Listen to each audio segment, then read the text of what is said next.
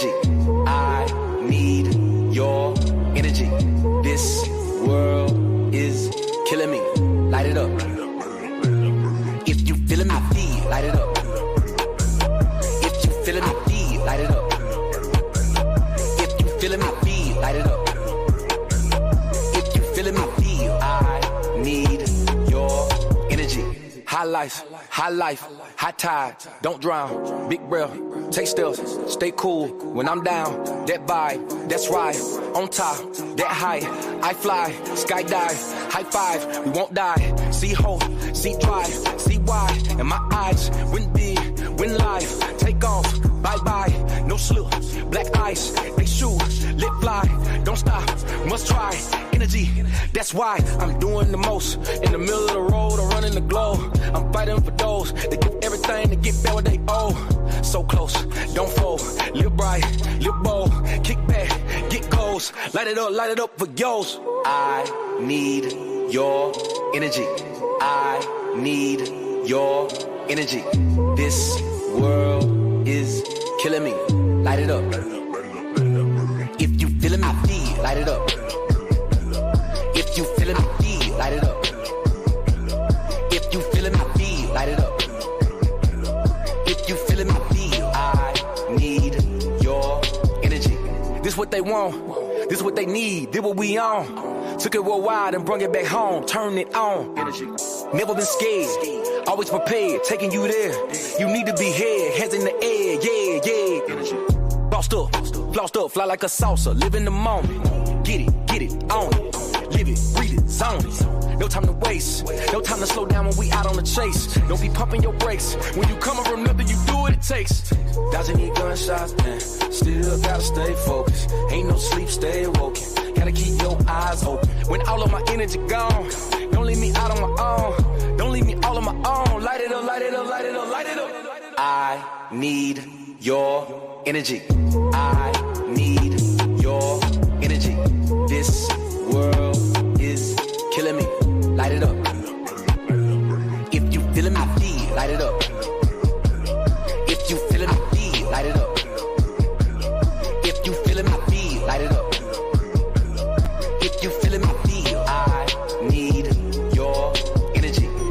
You love me, especially different every time. You keep me on my feet, happily excited by. What is up, SFL Nation? Welcome back to SFL Nights with AJ Striker. Thank you so much for joining me today or tonight or whenever you decided to hit that play button or turn on that radio dial. I really appreciate it, y'all. I really hope that y'all enjoyed that track. When I heard it, it literally gave me all the positive energy in the world. And to whom we're going to be actually interviewing tonight, the coaches of the SFL, I think they need all of the most positive energy that you can throw at them at this time. Short season, right? We're short off season, I should say. Getting ready to go straight into another one, like in a few weeks. Sure, they're kind of nervous, like, oh man, like we just ended. Like, can I get a break, And so what I'm hoping that this whole show will bring is that positive energy that they're going to need to be able to continue to give us a great product in the SFL. So this show is dedicated to coaches. I did invite a whole bunch of coaches. Some of them couldn't make it, but I am so grateful and so glad that for the ones that did. All right, so we're going to go ahead and get started. First up, I'm going to invite Mr. Jason Peace. He is co-owner, as well as coach of Philly. Man, I'm sorry about last night, man. Yeah, that didn't work out. I better have been one of them first round draft picks on them inviting these coaches. I better not have been that like, hey, I got to fill a spot. I know that's right. Let them know. Yeah, last night was tough, Next man. Up, hey, hold on. go ahead. One thing. No, you good. No, go ahead, dear. We got that lag going on. So I don't need to talk anymore about last night. I can forget about it. No problem. Got you. Next up, Mr. Ramos Lin. He is coach and co-owner of the Mexico City Aztecs joining us. How are you doing, sir? I'm well. I'm well. Thanks for having me. I appreciate you. Hey man, anytime. I always have you are um one of the best minds in the league. So I figure honoring people, this whole panel that we have tonight, as well as other coaches in the league that can be here, all of y'all deserve this moment. So appreciate you for what you do. Appreciate it. Next up, Mr. Anytime. Mill Davis joining us from Portland. Fleet. It's been a minute, man. How you doing? It's been a good minute. How you been doing? Pretty good.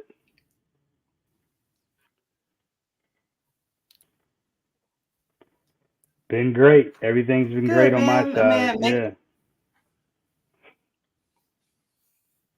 You still got me? Awesome to hear. Awesome to hear. Forgive the lag, Okay. everybody. No So we're worries. just No gonna kind worries. of work through it. So kind of take your time and everything, okay? You got it. All right. Next up, I have Mr. Max Paul joining us this evening from Coach. Well, one wonderful coaches, and owner of the damn. What team do you own? The one behind me. Just the champions, Florida Storm. Oh You boy. want to try it again? That's fine. I'll try. I could get I'll be back here again. Try it again. It's okay. Hi, Ashley. It's always nice to see you.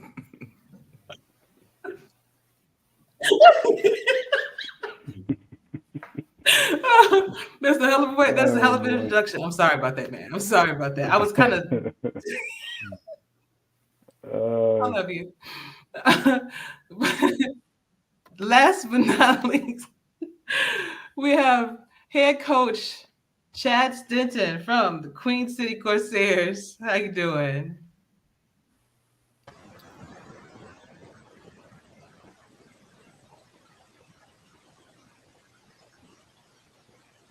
Chad, can you hear me? He's in the bathtub.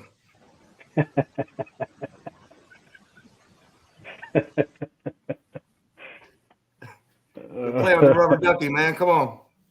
oh boy. Oh my gosh.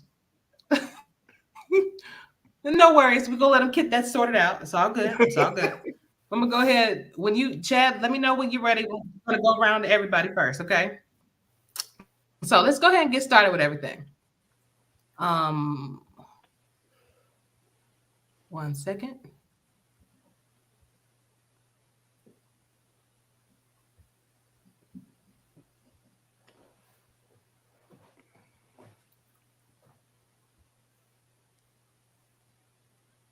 Okay, so with one season of experience of 2K24, I'm sorry, of 2K4 under your belt, what was one of the positive aspect? What's one positive aspect and one negative aspect about the playbook entry that you experienced? And I'm going to start with you first, Max. Having to start from scratch anytime you made one simple mistake. Just annoying to have to do. That process there was not fun at all. Where in years past you can add or delete one play as you want. This season, if you add one play of a new formation, there's no way to get rid of that play. You'd have to start from you know start from scratch, literally, to have to redo the entire playbook and just omit that one play that would include a new formation. So that was a little annoying, but it's a learning process for all of us, and you find your workarounds as you get comfortable going through that process.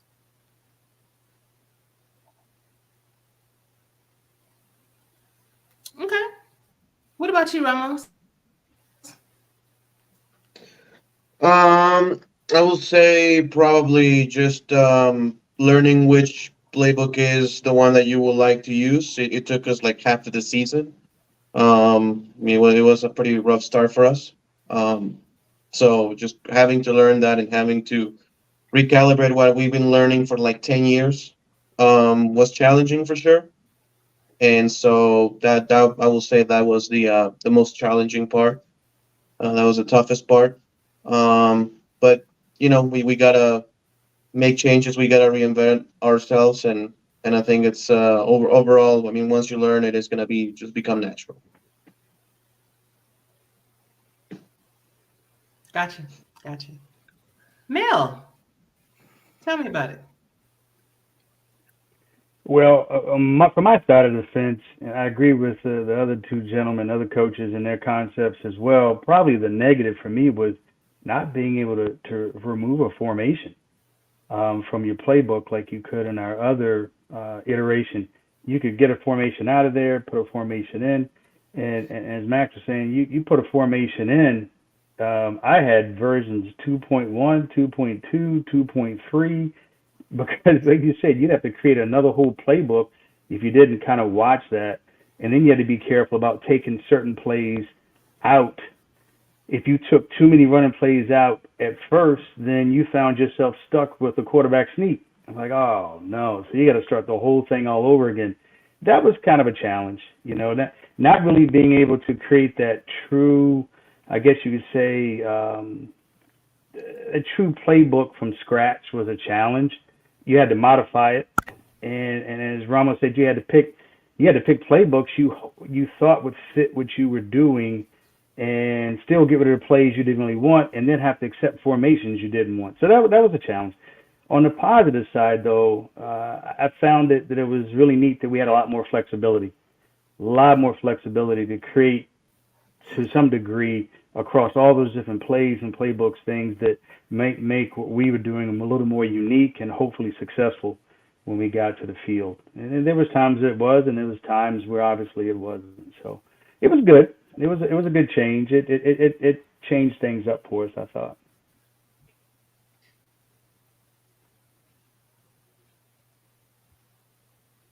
Okay, gotcha. Thanks.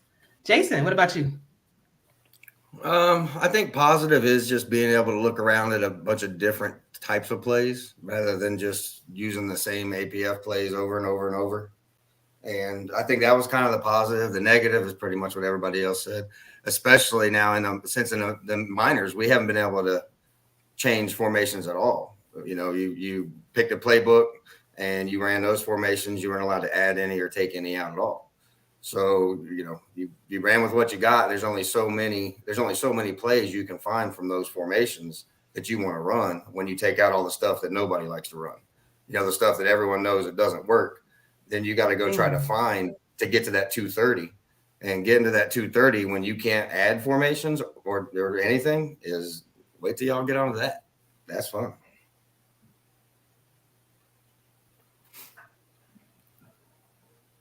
Wow. Yeah, I kind of figured that was going to be the commonality of what some of the negatives were. But Chad, I'm interested to hear from you. I'm not sure if you heard the question. First of all, welcome to the show. I'm glad to have you here, representing Queen City.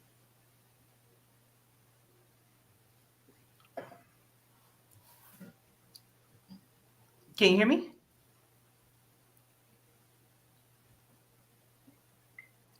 I can't hear you, Chad. Do me a favor. If you can hear me, just go out and come back in. All right. Well, we'll let Chad catch up. But next question.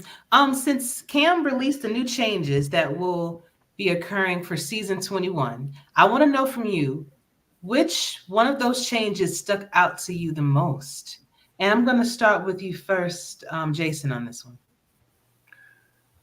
I think all of them have a little bit of a head scratcher that had to be figured out. But zero stamina for the running backs, I guess, for me is the biggest one because, correct me if I'm wrong, but there ain't enough running backs to fill two spots. So you got guys converting left and right, and you still got to fill your fullback spot. So I guess just that zero stamina, how that's going to play out, I think is probably the biggest thing. So it's another season where we're going to be learning things again.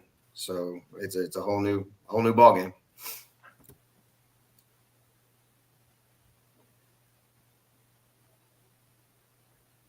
Gotcha. Ramos?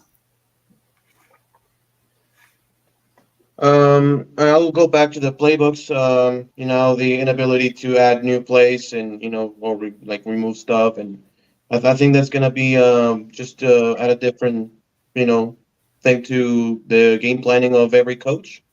Because if you really want a certain formation, there are some formations that you can only find in one or two playbooks, and you know maybe you're not gonna take it anyway because maybe you don't like the defense because you cannot have certain formations on the defense now. So I think that's gonna be interesting. It does take out some of the because we understand the reasons why, right? We understand the reasons why. The percentages of plays getting called. Run against pass, pass against run, and everything. So that's probably gonna make things more balanced and easier to scout. Because let's face it, you're just gonna use a couple of playbooks or maybe three different team playbooks. You're not just going to use 12 different team playbooks, just one for every week. So that's going to make scouting a little bit more predictable, I will say, just like how it was in All Pro. I don't think it's a bad or a good change. I just think it's an interesting one.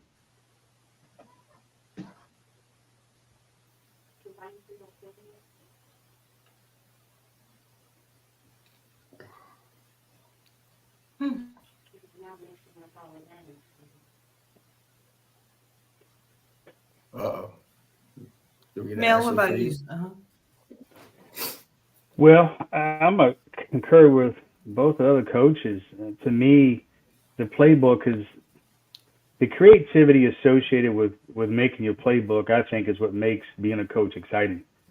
And I'm agree with Ramos. It's not good or bad, but I'm kind of indifferent to it because the fact that now I cannot go reach and bring a formation into a playbook I'm currently using, boy, that just kind of takes your creativity and I don't want to say it cuts it in half, but it does diminish it and change the dynamic of what you're doing because you're now using more or less you're using pre-printed playbooks, and that's fine. I mean, you got however many of them there are teams in the league in the actual game, but it's going to make it easier for scouting because guys are going to be able to figure out more or less what you're doing. But I'm not sure how that's really going to play out on the field because I think as coaches, it's going to put more of a challenge on us to now, we might have three. I think we can have no more than four playbooks. That is, I'm not crazy about it because I think, like we play a 3-4 defense. Well, there's not that many 3-4 defenses in the game. I mean, that's no surprise to anybody. So in that context, boy, that just made scouting even easier for teams like us that are 3-4s because all you got to do is look down to the number 3-4s and go with it. Beforehand, I could go play in a playbook that had 4-3 and add a 3-4. Well, now that totally skews and makes things 10 times harder. So I don't know. We'll see how it works out. The scouting aspect of it is what it is. We have a coach on here that won the championship. Obviously, scouting works, but at the same time, I'm not sure if we've tilted the scale too much more to make scouting so much easier and how it's going to affect gameplay. We'll see. I think Ramos said in APF, it was pretty straightforward. Everybody's pretty much doing the same thing, and they almost had to. In this case, do we still have to? No, but it's going to kind of narrow down that creativity. And that's what's fun about coaching. You start losing your ability to be creative and kind of come outside of the box with what you're doing. I think that makes it different, just different. We'll see. And prayerfully, it's something we will all work out and work through. And still, somebody's going to come out on the positive side with, a great record and playoffs and championships. So it's all going to work out. It's just going to be another change that we have to adjust to and see how it plays.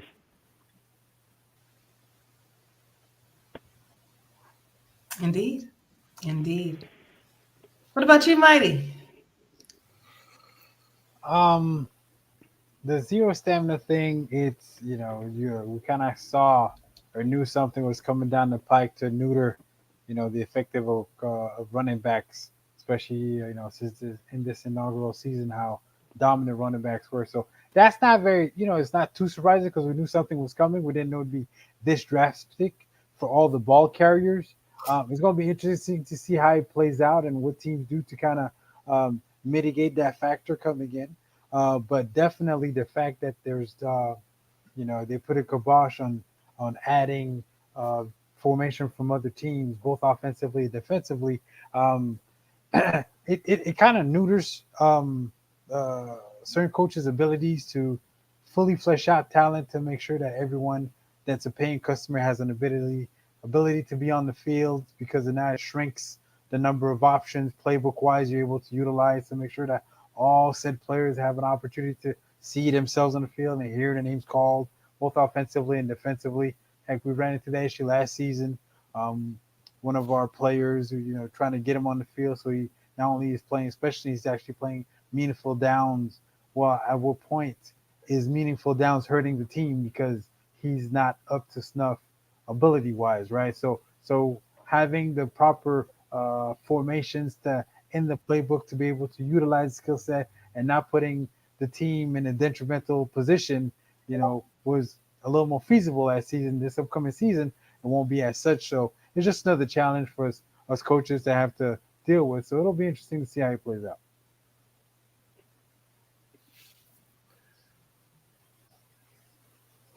Gotcha. I'm gonna try to add Chad back in on this. Come on, Chad. Come on, man. Can you hear me now? Chad? Dadgummit, can you hear Yes. me? Thank you. Are you Sorry, hitting I'm us a at drum work. roll, man, that whole time? I'm at That was work, so I was that trying to use my time. work computer. Gotcha. Well, welcome to the show. I really appreciate you for being here. I'm actually gonna start with the question that we're currently on. Okay. And then because I know Mighty is on a time thing, so I want to kind of get through as many questions Yep. as we can while he's here. Current question is, since Cam released the new changes that will be occurring for season 22, I just want to know which one of those changes. Oh, which one stuck out to me?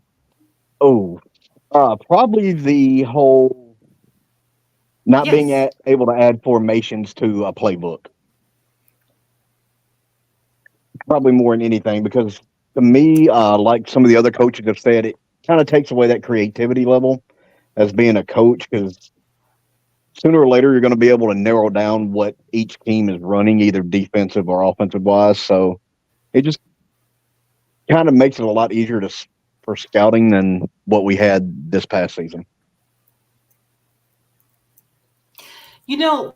Before I move on to the next question, I remember the conversation being how it was so much of a variety that it's you oh man, it was so much of a variety that you actually needed. You wish that it was, or some people were wishing that it was smaller, maybe like a smaller pool to pull from. And so it's interesting to kind of hear after that experience. Now, they're saying, hey, well, we're just going to narrow it down. And now the perception is now it's going to limit the creativity. So that's interesting to me. Um, but okay. I mean, you're going to get that from either side. There's going to be some of So us I that want to like know, it, some guys, of us that why did don't. you decide? True. That's very true. Very true. Um, so why did you decide to be a coach in the SFL in the first place? And are you still happy with that decision you made after all these years that you or been all these seasons of you actually being a coach? Now I know for some of you this is like kind of a newer start than others. So I understand that this is definitely going to vary in answer. But Mighty, I want to start with you on that one. Season 6 playoffs. Season 6 playoffs.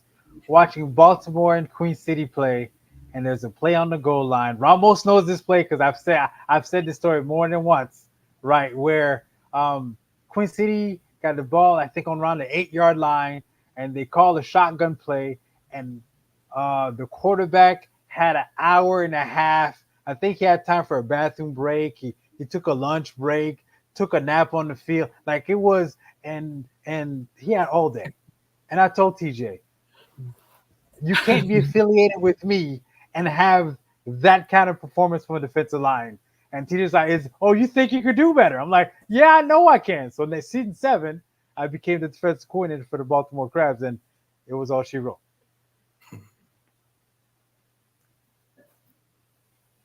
Okay. No looking back. No looking back. You wouldn't have it no other way. Nah. Not after 4 titles later. No, I'm good. I know that's right. What about you? What about you, Chad? Oh wow. Yeah, I started coaching in season 16, so hadn't been doing it as long as Mighty, but it's been a fun ride. So I've yet to win that SFL championship, but I'm getting there. Yeah, it will be nice, man. You and me both, man. You and me both. Jason. I guess pretty much a lifetime of yelling at the TV every time somebody from the Buckeyes fucking organization doesn't make a right call, and yelling, why didn't you run this play? Why didn't you do that? Why are you doing that? Monday morning quarterback stuff. So, and then you get a chance to kind of same thing, put your money where your mouth is. That, and like when Chris brought me over to Lincoln last season to be defensive coordinator. We had the number 1 defense in the league, went the championship, and this season when we became ownership in Philly, I just didn't trust anybody else to do it, really. If I was going to go down, we were going to go down. I was going to go down with a ship, and we went down last night. So next season, we might be bringing somebody in that has a little more expertise than me.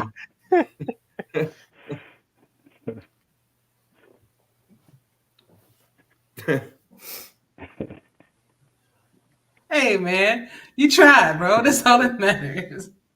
There is no try. There's only do, man. It hurts. Oh, man. Mel, Jason, what are your thoughts, dear? Hold on. Let me get in there. Jason, don't feel bad.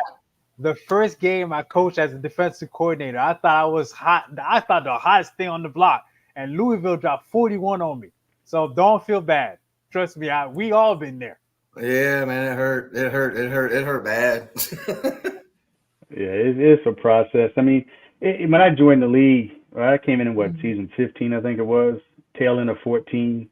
And it's something I wanted to do when I got in the league. I've always enjoyed the aspect of these games and the sim part of it, where you just put your game plan together and watch it play out. So to be in a scenario where I could get the opportunity to do that against, the Mighties and Ramos and guys like that, man, it was amazing just to have the opportunity. So when the opportunity arose, I took it hook, line, and sinker, for good, bad, or indifferent.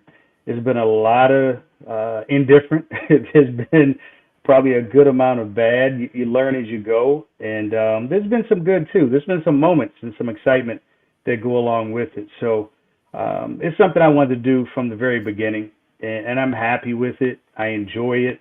It's a lot more work than I thought it would be, being that we are, doing this through a video game. But that's the challenge to me, to be able to be relevant, be a part of this, and put things together that hopefully keep your opponent, thinking in a different way, and watching what you've come up with just kind of work itself out on the screen in a positive way. It's exciting.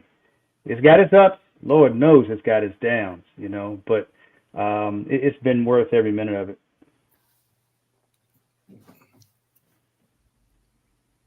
Awesome.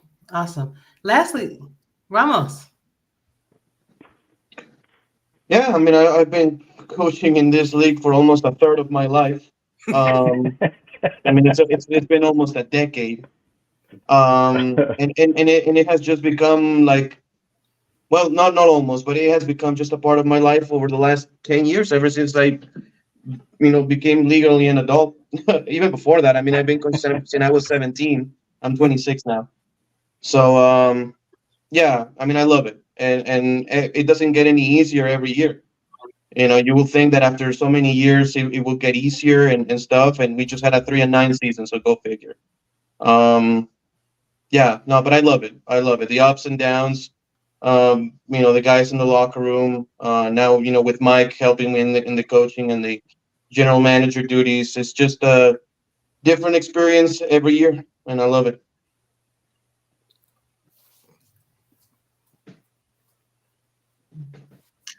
Good deal. Good deal. Now, since Mighty actually has to go after this last question, I'm going to let him answer this first. Um, this one is kind of a special one. So, in your opinion, is there a difference between X's and O's and ones and zeros when it comes to the job that you perform? I'm going to start with you first, Oh Mighty. man. Okay. Uh, Hold on. Hold on. I didn't mean to laugh. It's just the noise I heard in the playoffs was just annoying. So when you said that, I that was I wasn't laughing at you. I was just laughing at that question. Um. Okay. Is there a difference? Somewhat. Both require work. Um. But if you put okay, I've been saying this since day one, right? Coaching is work. Period. Like you, this is a grind, right? To really get to what you want to do, to understand what makes your players tick, what they're good at, what they're not good at, hiding what they're not good at. You know what I'm saying? Bring out now what they're good at, helping build their player up to being productive enough in the system that you're trying to implement. Bringing in the kind of guys that you need, both on the field, off the field. Like all that is work. Not saying that to push people away, but I'm saying that so people can understand what they're getting into, so that way they don't go to Mel, be like, "Hey Mel, I want to help you scout," and then 2 weeks in they disappear, right? Because like, oh my gosh, I didn't know it was this much work in scouting, right? right, So right, I right. just wanted to understand that it's work. But what's so great about this is when you put in the work, right? And then that third down comes, and you know they were going to come out in gun empty with no back, and you got an overload blitz coming, and you know, okay, we're screaming off that edge. Someone's going about to pay the price or throw it up to the high heavens, hoping someone comes down with that ball. That ain't my team, right? So that's where it's the fun is, right? It's putting together, it's assembling. It's almost like having a gigantic Lego set, right? And then you're putting it together. You have a vision of what it's going to look like, but initially it looks nothing like what that final product will be, right? So that's where it's not, to me, it's never been 1 to 0. There's always been X's and O's, right? Because if a team's going to play cover two, I know the holes between the safeties down the sideline, right? If it's too hard, I don't have the flats, but I might be able to sneak a 10-yard out. If they're playing soft, I have the flats. So if my quarterback gets the ball to the running back fast enough, he can make a move, and that little 2-yard gain turns into 12, right? It's always been X's and O's. Like they play cover three, I got to seam to the tight end, easy 15. Skinny post could take it to the house. Remember, Ramos 50x opposite flow, right? They used to play cover three against that. That's a touchdown. It's over. You know what I'm saying? So it's never been ones and zeros. So that's why I laugh at that question, because that question lets me know I'm gonna say it with my chest, even though this ain't the show, right? People that say it's ones and zeros lets me know they ain't put in the work. Real talk, and I'm keeping it a buck, 100, solid. If they call it ones and zeros, they ain't put in the work. And if they say they put in the work, I'm a G check them. Show me the work. Because Ramos brought some of our playbooks. This season we used 10 different playbooks. 10. Until the championship game happened, my laptop was on since the end of last season till the championship game. Simi. I tried every playbook under the sun to see what Ron was good at, Bullet was good at, Dole was good at, Minson was good at, and then Madman Art, or my Latino Heat partner, defense hits. You know what I'm saying? Like we put in work. It's all X's and O's. Ain't no ones and zeros. Get out of here with that nonsense. But I'm just talking right now. Don't mind me. You got to end this. You got to end this with it. I'm taking my trophy and going home. Funny you say that, Jason, My- because, what was it? I think it was And last week. that's one. Let me say this, and then I'll clear the floor and let the guys do what they do. Funny you bring that up, Jason, because last week one of the guys was like, man, I can't wait for season 22 where we get to defend the title, and I had to stop in his tracks. My boy, we're not defending squat. They can't take this from you. You earned that trophy next to your name. That ain't going nowhere. You ain't defending a thing. We're gonna try to win it again, but you don't have to defend a thing. You won that thing fair and square. Let's go.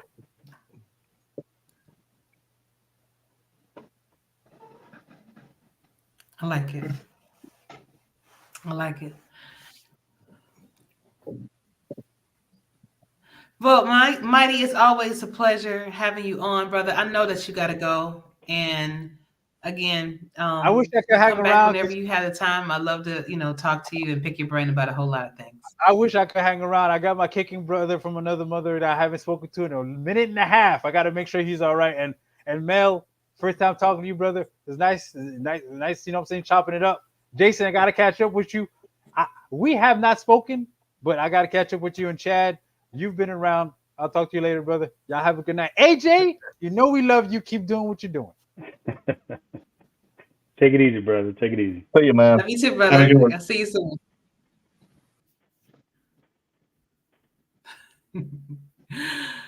All right, guys. Now I got a few more questions for you before I let you go. But before I do, we have some shout outs to give.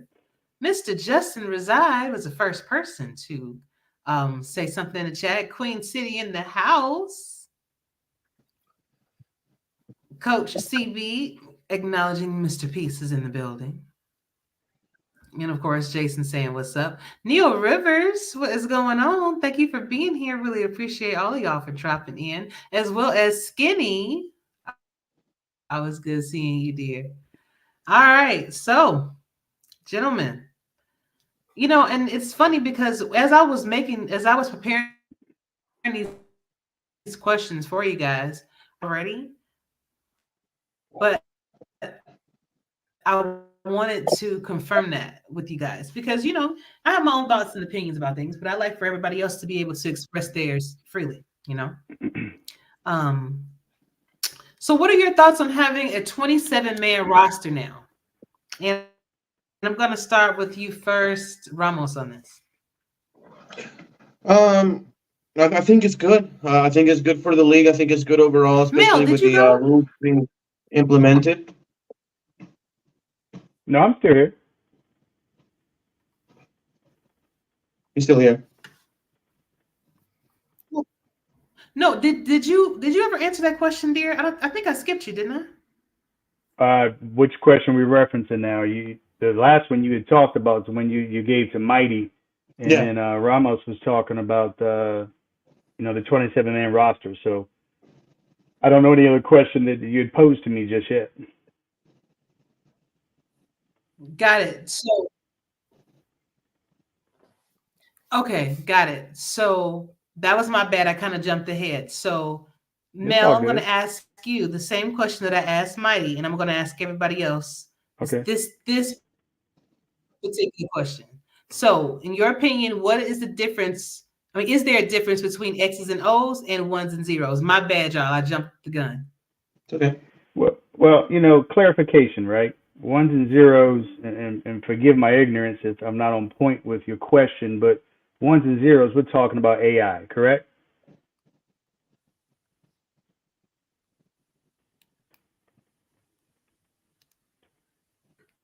Or no? You kind of cut out, dear. I didn't hear you. Okay. You cut out. I didn't hear you. Okay, just make sure we still got a good sound check. It's kind of follow up on what Mighty was saying. No, I don't get into the ones and zeros. To me, it's all about X's and O's because that's what makes it fun. That's the challenge. That's football. If it starts getting into ones and zeros, then there's really no value in being a part of it because of the simple fact that now I'm relying on things that I don't control. Not that I control a lot of what's happening anyway, other than putting my spin on it, with my philosophy and my knowledge of football and the X's and O's that are applied to it. So I kind of follow up with him on that. I don't really get into the ones and the zeros, to be very truthful. I think it's all about X's and O's. And, you know, if we keep that focus, then we're able to just apply the knowledge we have and the knowledge we gain through this league and learning how to compete against each other. So for me, it's X's and O's, plain and simple. From the other aspect, we might have things that happen from time to time where, you know, the system decides to do something funny. But to me, it's all about X's and O's, and it's about understanding your opponent, understanding what you want to do, not necessarily changing who you are and trying to establish some type of system that says, hey, this is our identity, like it or not. We're going to run the ball down your throat.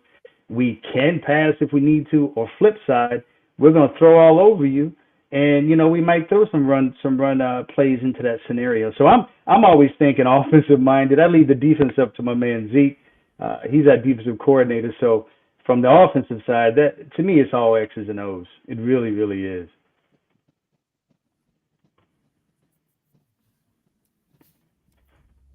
Okay, gotcha. Jason, the same question. Is there a difference between X's and O's and ones and zeros in your opinion? Well, first off, I got to say that energy that Mighty brings that just shows what happens in Florida happens in Florida. That was pretty cool. That cat was fired up. I like that. I think when you're talking ones and O's, you're talking about if you can find a play or a certain formation, maybe where you can put a group of plays in that exploits the game in a way that it may force the defense to come out in a certain way. That's where they're talking ones and O's. And I think where that 230 plays is what the problem is. So I think it does come down to X's and O's, but really, man, when you get to where you're running the same formations and they're limited, you know, so you run a playbook that has 45 formations in it and you got to go find 230 plays and that team only is going to run 4-3 nickel dime, you know, and that's what you're in bear and that's what you're going to change. Everybody's going to end up running the same thing because it pretty much is going to, and then it's going to come down to AI. That's like last night. And then it's AI is the job of what happens. Because you can run one sim and get a result, run the same two playbooks 4 more times and get 3 different results. So really it comes down to a lot of what that AI is going to call. Like last night in that Chicago game, I mean, Nashville has the ball under a minute around the 10-yard line. And instead of running the clock out and kicking the game-winning field goal, they come out and they pass the ball on 3rd down and leave 12 seconds on the clock, kick the field goal to go ahead, and then Chicago comes out and throws the Hail Mary, hits it to win the game. So even though if you put the X's and O's in and you find the ones and O plays, there's no guarantee of how that game is going to get called. That game should not have, in no real-life football game would that game have got called that way. But in this game, it's just limited to what the AI is going to do.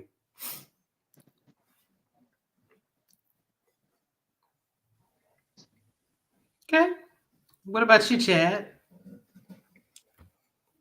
I mean, there is a slight difference, but I look at everything and always have since my time being in football as an X's and O's guy. So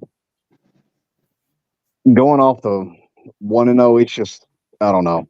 I really don't know how to explain it, but I'm an X's and O's guy. That's the way I'm always going to play it. So I just feel like the 1 and 0, you're looking for a play that's going to force the other team to do what you want them to do, and then it's just going to keep spamming that one play. Yep. And there's just no creativity to it, honestly. It takes the fun out of what we do and why we do it as coaches.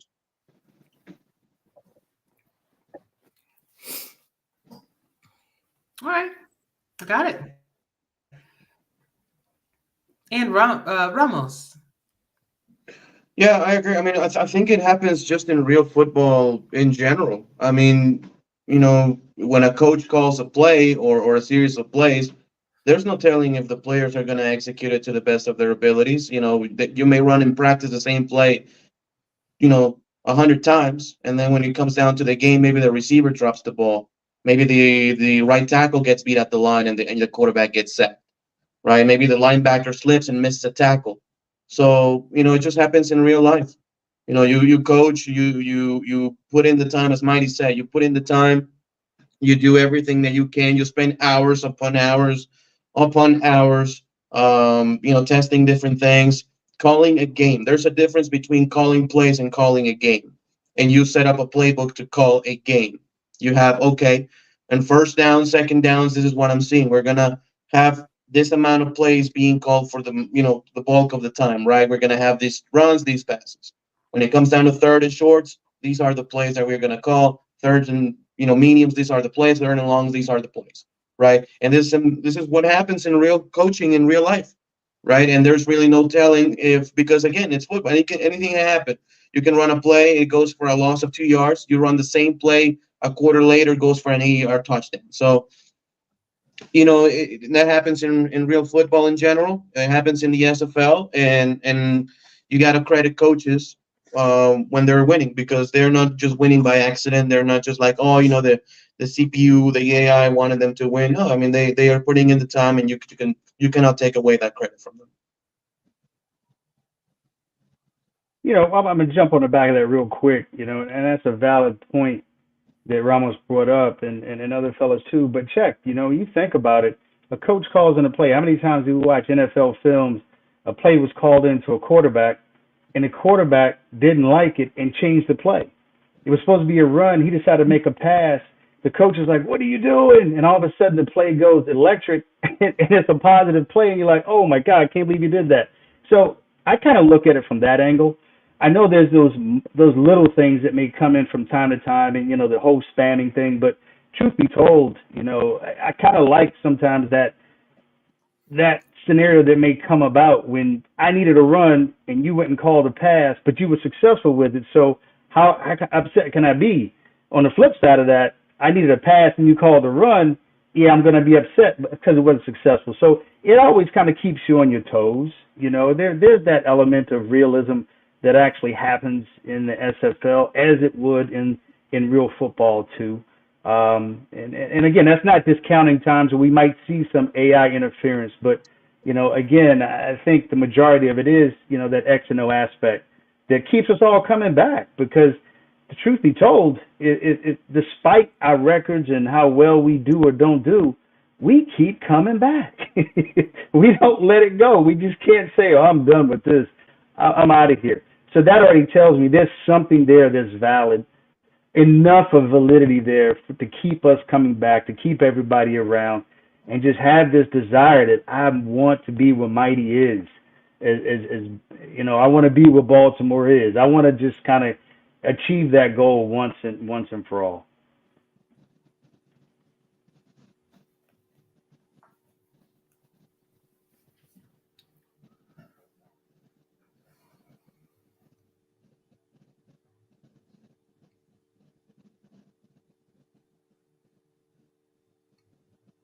We can hear you, Ash. Yeah, I think I lost you, Ash. She's talking. Either that or she's muted. She's just muted. Yeah. Okay. There she is. Yep. I keep doing it. I keep doing it. I'm just running my mouth. You're muted, bro. Yeah, I was about to say, they're going to stay on a different show. You're muted, bro.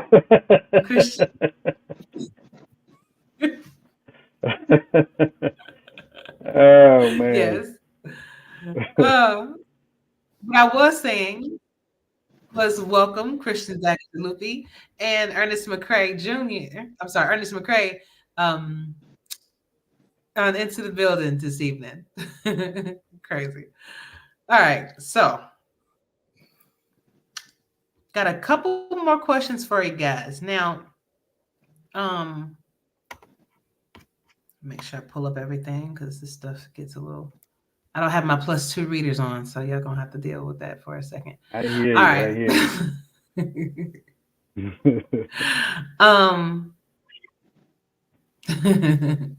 So, this is a good one. So, what? I'm gonna ask the same question I asked Ramos. So, what are your thoughts on having a 27-man roster to work with now? Because I know for a while it wasn't. I mean, Ramos, how many did it actually start off with? So you mean like at the very, very, very start, like 7, 8 years ago, like 9 years ago more. We had 10 well, not user even, 10 star players that we selected, and one legend offensive lineman on the All Pro Football era.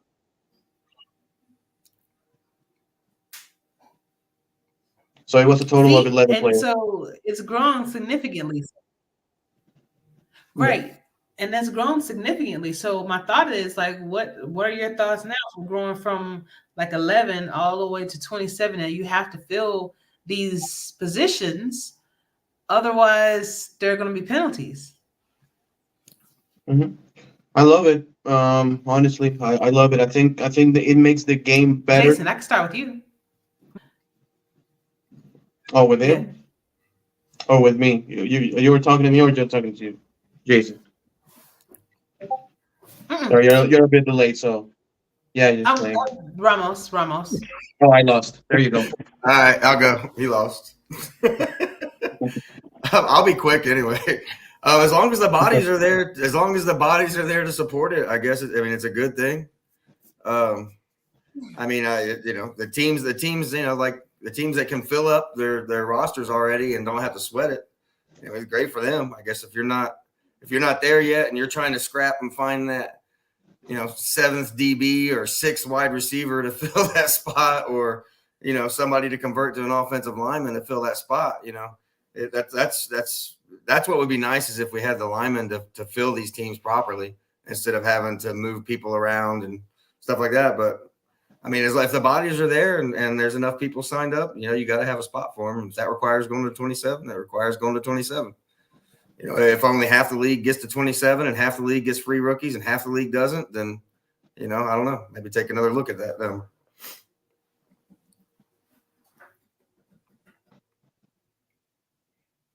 That's a good point.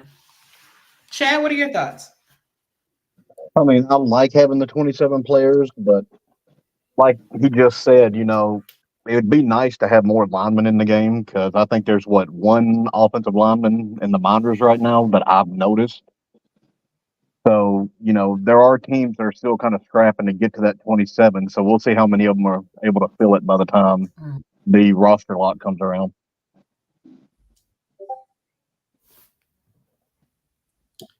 Gotcha. Mel? Personally, I love it. I love it because it brings more realism to what we're doing. It gives more positions for guys to be a part of it. One of the things I love about this league is that it's not just the gameplay. It's all the different things you have to do outside of the gameplay, building a roster, maintaining a roster. And that requires more than just saying, hey, play on my team. It actually requires developing relationships with people. I believe we have one, if not the best, and no disrespect to anyone, general manager in this league in Nelson Lozano. You want to talk about a people person? Nelson can talk and just converse with people for days, and he's real about his discussions. We have if I say it again, the best owner in this league, and I'm a co-owner, but and my man that brought me into this whole thing. And when you talk about that, you have to be able to converse with people, because when I first joined, it was crazy. I had a conversation that, developed just from being a scout, and we were just talking, and Jacob and I were just chopping it up. And from that point, Jacob had me sold just because we were talking, where other people were discussing and talking with me through Discord. Jacob's like, let's hop on a phone. Let's have a real conversation. And because of that, to this day, I've got a friend I would have never, ever have met just on Discord through this league that I have in Jacob and in his family and out on the West Coast. So to me, it's just another layer, and that's what I loved about it. It's a layer I love about this league. It's about coaching. It's about winning games. It's about trying to put together game plans, but it's also about developing some type of cohesiveness with these people you ask to be on your team. And I don't disagree with other coaches. The line is where the game should be won. The trenches, like real football, we got to have offensive and defensive lines. So I'm so glad to see that that's developing, but there's not a lot out there. So that makes things a challenge. But in the same context, as we get people on our team, we have to keep them, and the best way to keep them is to have that true, prayerfully, that true relationship you've developed with people, so you have that loyalty that says, I'm not going anywhere. Win, lose, or draw, I'm not going anywhere because A, these people drafted me, or B, these individuals are really genuine about their talk with me. We talk with so many people, and it's like, has anybody hit you up, other than on Discord? And I'd say it's 50-50, but there's a majority that say, no, nobody. You guys are the first to actually ask me for a phone call. And that's what I love, and that's, I give that credit to Nelson and to Jacob and their ability to kind of generate those conversations. So I love the 27. It gives more flexibility to the players we can have on our team. It becomes more challenging. So there's another game. Who's going to play? What kind of formations am I going to have? How do I get them in the game? How do I keep them interested? How do I make sure that they get what they deserve from this experience? Given that, as Ramos said, you're game planning. You're not just calling plays. You're trying to keep everybody involved. And that's a challenge. And personally, I love the challenge. It has its moments, but I love it for sure. Yeah, definitely. Take patience of a saint, I think, to be a coach, because with all of the mistakes, with all the things that you watch when the miscalculations and all of that, and for you to still come back every week, subject yourself to the same thing is amazing. So, thanks to all the coaches out there that subject themselves, and the scouts that subject themselves week in and week out for this, for our entertainment, so we appreciate it. Which brings me to another good question. What qualifies you have to serve as an SFL coach? And I'm going to start with you first, Jason. I think the biggest part of it is just availability and having the time and energy to put into the work, because I think the common thread here is how often people's laptops are on and things like that. It's like me. I get up at 8:00 in the morning. I run Sims till I go to work at 12. I throw the Retroid in the car, let that run, go out and check it on my lunch breaks and my breaks at work while it's running in the car. Get home at 10:30, 11, and run 2 more before I go to bed, or let one run overnight and get up in the morning and see what the results were. So, I mean, I think that's the biggest part of it, is just putting in the work. And, another big one is be willing to ask for help and listen to advice, and not think that, everything isn't going to work that you think is going to work. And sometimes you got to swallow your pride a little bit, I mean, I'm guilty of that. I want to bring pressure so bad every game and just get after the quarterback like it's Lawrence Taylor on the field again. And sometimes it just don't work, and you gotta realize that you can't do that week, and that's hard. So just flexibility and availability.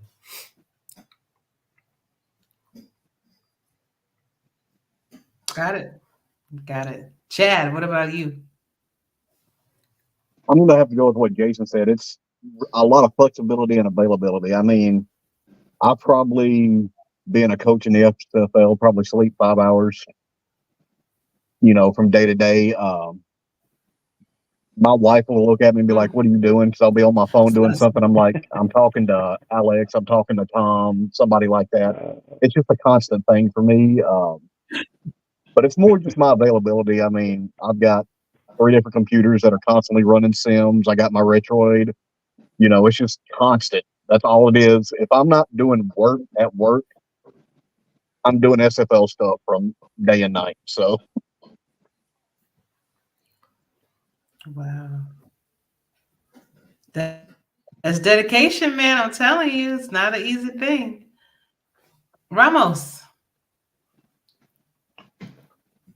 Dedication and patience. Because it's not something that it's not like you become a good coach just during the weekend. It is many weeks, months. Just you always learn something new. You always got to have the patience to sit down and actually watch the games, watch the Sims, see what's happening. Because sometimes there's a play that may be successful in a simulation, goes for 60 yards, good. But then you look at it and it's like, you know what, that wasn't really that good of a play. We just got lucky on a broken tackle or something, and maybe you run it 10 more times, and all those 10 more times it just goes for incompletions every time. So you gotta remove it. So you gotta be patient in that regard. You gotta be dedicated, and you gotta be just very very diligent on this. It's a grind. It really is. Especially when you have so many coaches doing the same thing as you're doing for so many hours. Um, the margin of error and what you do is just you have to do it very you know it takes a lot of time. It just takes a lot of time, and you got to learn from your mistakes, and learn from other people's mistakes. Watch other games, see plays that are not working for other teams, and maybe it's gonna work for you, maybe not. Test it out. I mean, it just takes a lot of time.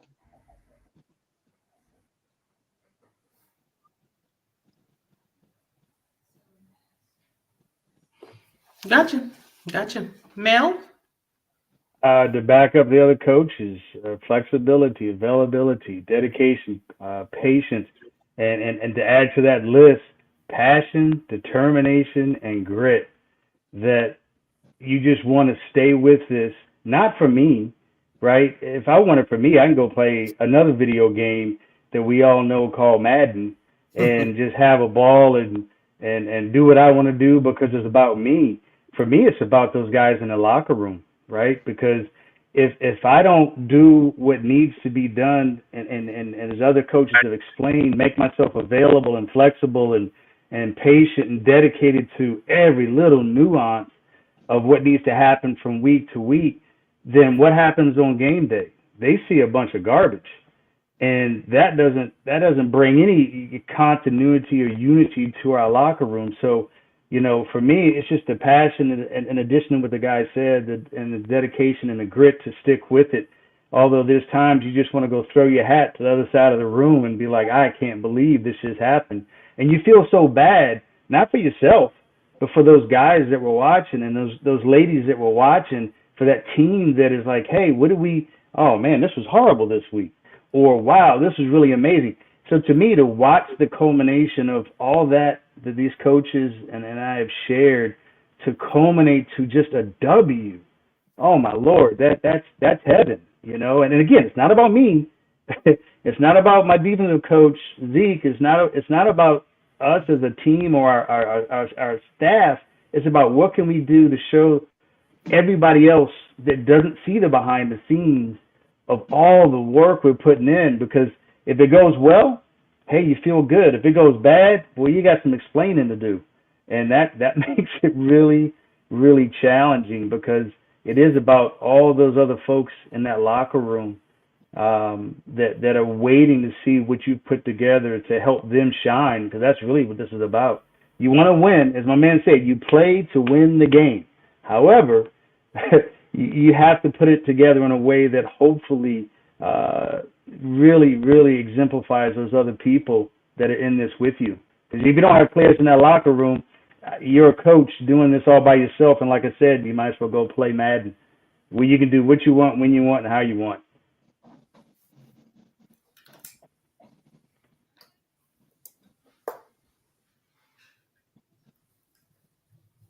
Amen. All right, then. All right. Now, gentlemen, this was a great moment. I'm thinking about doing a part two, because I do have some other coaches that wanted to come on, but they couldn't, and they were hitting me up and saying if that was going to be able to do like another one. And I probably will. I know that there's some other questions that were on there that I was going to ask, but looking at the time, I'm actually going to kind of end things right now with one last question. And as you're answering this question, you can feel free to add your shout outs to the end of what you're saying as well. And then I'll do another show where I can kind of feature you guys if you have the time to come back. Love to have you, and a couple other people that wanted to kind of chime in on some of the good stuff that we've been talking about this evening. So, um, The last question, the last question that I wanted to ask you guys was there any thoughts on coaching, on with the new changes that have occurred, with the draft, with how the SFLM was ran this season? Is there anything else as you're leaving that you want to mention, or give your opinion or your thoughts about? Just from a coaching aspect, I think it's interesting because really and truthfully, you guys are the true stars, right? Because we're just the pieces. And like I'm a quarterback, so I'm just a piece, but it takes, the chess master to be able to move those pieces in the right place and to make the necessary moves, And so you guys are the ones that really pulls the strings around. So I wanted to make sure I take some time out to give you your flowers and just thank you for your dedication and for the time that you take. But if there's anything that you want to share right now, Chad, I'm gonna start with you. What you want to talk about before you leave? I mean, you kind of made a comment right there Before we that, end this. that y'all are just pieces. Well, to me, I wouldn't be able to do what I do as a coach if it wasn't for my players, my scouts, the front office. This is a team thing, so nobody's just a piece in this league. I just want everybody to remember that you're an integral part to each team, no matter who you belong to, be it Portland, Houston, Arizona. So, but as far as anything that stands out, I've already gone over everything. So just remember, we're here because of y'all, and that's the only reason we do what we do.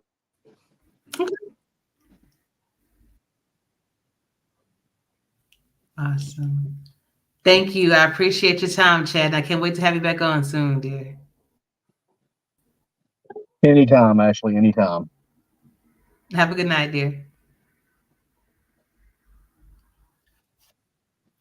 Ooh.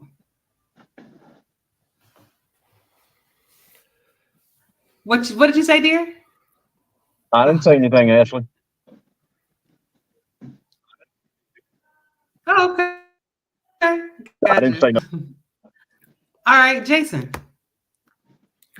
As far as the minors went, I think it was successful. This first little run, the way it is, I think it got pushed. The delay kind of pushed the season into where you finished a game and you had a 2 days to get your book back in for the next game. But I think it's been exciting. I think there's been some good play. I think as far as like coaching goes and just really just the whole organization, if you take a loss, like we did last night, and your players are in that locker room still saying, Cougars for life and really just staying positive. I think you've had a success. That's a good season right there. As far as like, the playbooks and stuff like that, I think that's actually leaning more towards realism because teams in the NFL don't tend to run 1-4-3 1 week, 3-4 1 next week, run dime odd next week. I mean, they pretty much play to their personnel and they do stick to a philosophy. They might throw a wrinkle in here or there. So I would like to see the whole league lean into even further into the realism. We lean into it with injuries. We lean into it with now with the way playbooks are done. We lean into realism a lot of ways. I think longer contracts to where when you do progress, you might get to keep that progression for a couple seasons instead of maybe you did progress something that was high value and the team can't fit under the cap. Now you got to cut that progression that you just went through 4 months to save up to get. So I'd like to see longer contracts, bringing in trades and things like that, league approved trades. Something, if we're going to lean into realism, let's lean all the way into it is one of the things that I think that I would love to see us go forward and moving forward with. We'll see. I don't know if that'll fall on deaf ears, but just curious to see what people think about that in your upcoming shows. I'm sure it's been discussed somewhere, but it ain't hit my ears. So now it's coming out my mouth. Other than that, man, go Philly, go Houston. I love coming on your show anytime. Hey, it's a pleasure sharing the screen with y'all. Legends and more legends of the game. You keep putting me on here as the up and coming rookie, but I'll try to hold my own. And you're going to watch me get up out this chair like I always do and about fall down every damn time. You do just fine, dear. This chair don't slide. Love y'all. Take Go it Buckeye. easy, brother. Yeah. Peace. All right. Mel, talk to us. The SFLM new protocol I thought was pretty neat.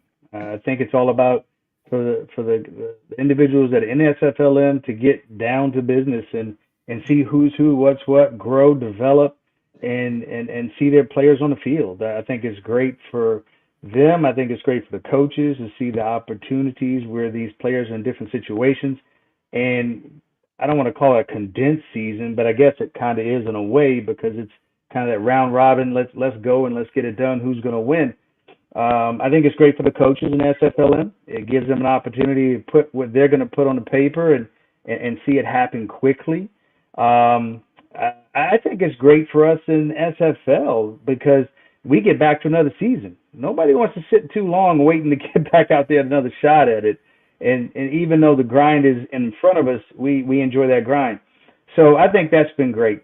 Shout out standpoint, I got nothing but love for my man Nelson, my front office group, Jacob, our primary owner, Zeke, my brother in crime when it comes to trying to get this thing done and making sure we come up with game plans that bring victories to Portland.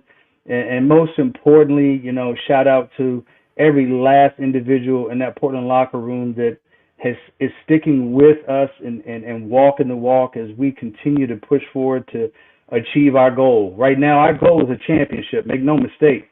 But we got to climb that mountain that gets us to the playoffs before we can talk the talk in that other arena. So shout out to all my brothers in the Portland locker room. And last but not least, I got to give a shout out to my man Art Vanderlei. He will always be a Fleet. Drafted that brother when I had my first opportunity with Nelson and Jacob to field our first team. So congratulations to him and Florida and accomplishing that goal in this new era.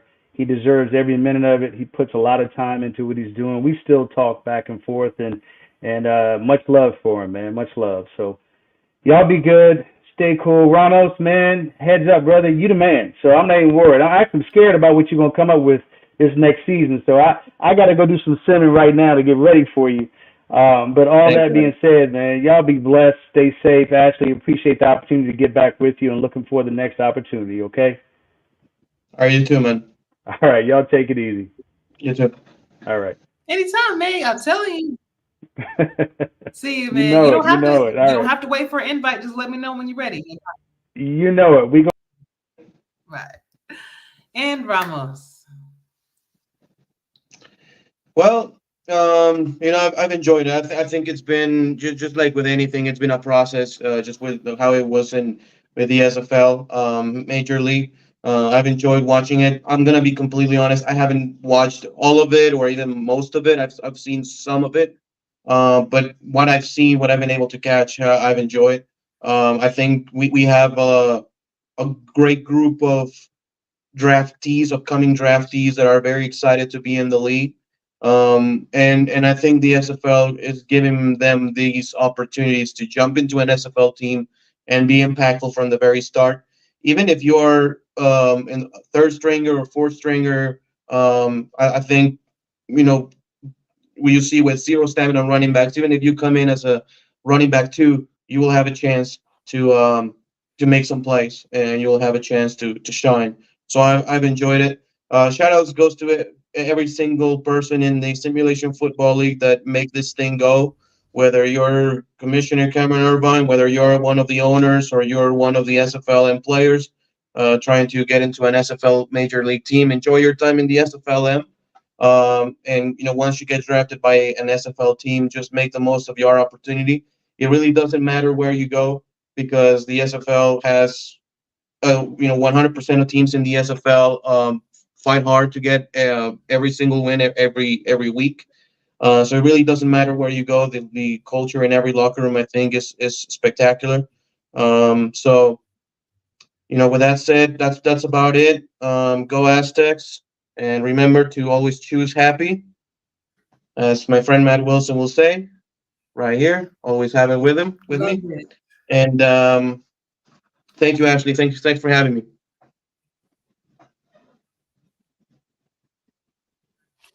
Very welcome anytime. But again, I can't wait to have you back, brother. Thank you. Bye-bye. All right, and everybody, that was it. I hope that you enjoyed the show this evening. We do have a lot of great minds, a lot of great people that are responsible for, honestly, it's seemingly like the happiness of others, right? It's people paying their money, see their players out there on the field. They're trying to work this out, trying to figure out what game plan is going to be able to use the entire 27-man roster to the best of their abilities, trying to make everybody happy. It is not an easy task, you know. And for anybody that stuck around, all of you that did, I really appreciate it. Share the different aspects of the show that reached you, or that's, you know, that resonated with you, with some of your teammates, with some of your, with some other people, because it's very easy to ridicule people and say, oh, that's a horrible team. Oh, that's a bad coach. That's, you know, it's easy to say that, but unless you really take the time out to hear them, hear their trials, hear their tribulations, hear how they view things, you never really understand. And I think that when people take the time out to really understand others, you know, it works out. So anyway, looking forward to bringing y'all another great podcast next week. But until then, y'all stay safe. Stay well. I hope it's worth it. You tell me you're with on my salute to all the coaches. You're doing whatever to hurt me. Ooh, it ain't nobody can do it like you, yeah, nah. Ooh, I need everything cool in the coupe like I got.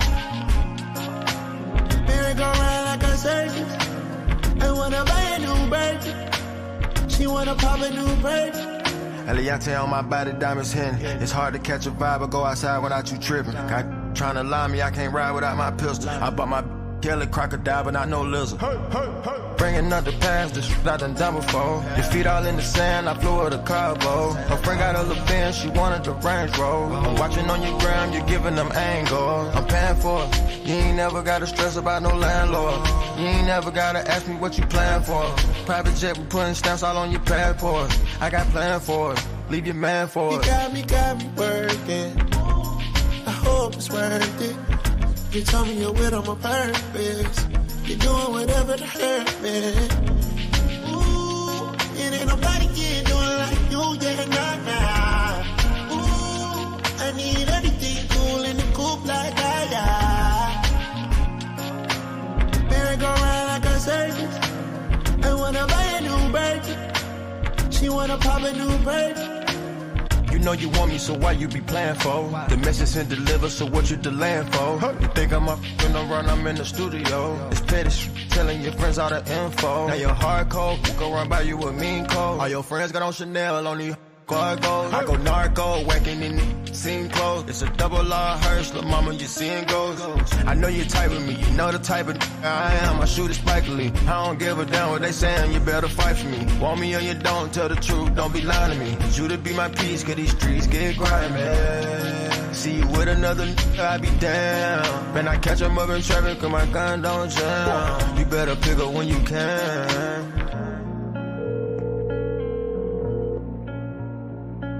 Your call has been forwarded to an automatic voice message system. 0.